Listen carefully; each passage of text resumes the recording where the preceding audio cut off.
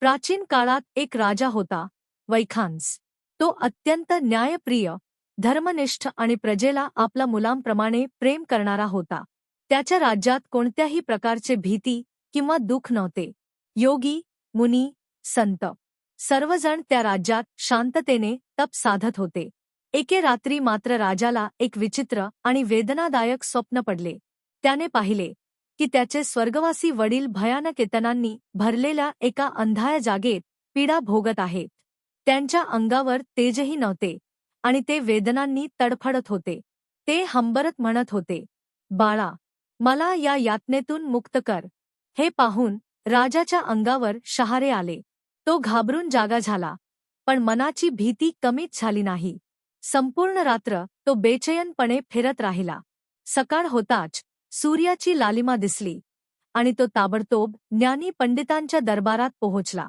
राजाने घडलेले सर्व सांगितले.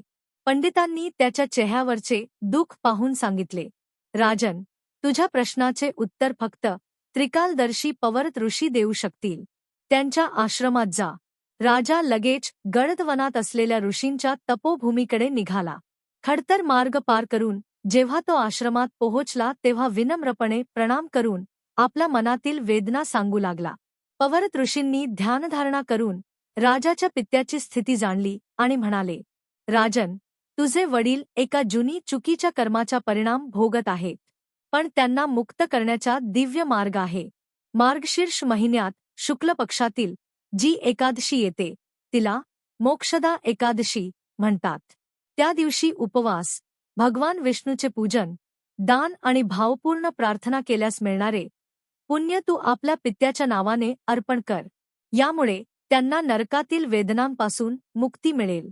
राजाने हे ऐकताच निर्धार केला. एकादशीच्या दिवशी त्याने मनाने, वचनाने आणि कर्माने पवित्र राहून व्रत केले. तो दिवसभर भगवान विष्णूच्या नामस्मरणात मग्न राहिला.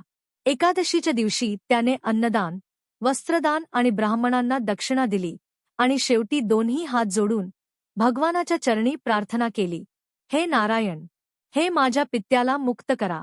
त्या रात्री राजा शांत बसून ध्यान करत होता. अचानक समोर तेजस्वी प्रकाश पसरला. त्यात त्याचे वडील दिव्य रूपात प्रकट झाले.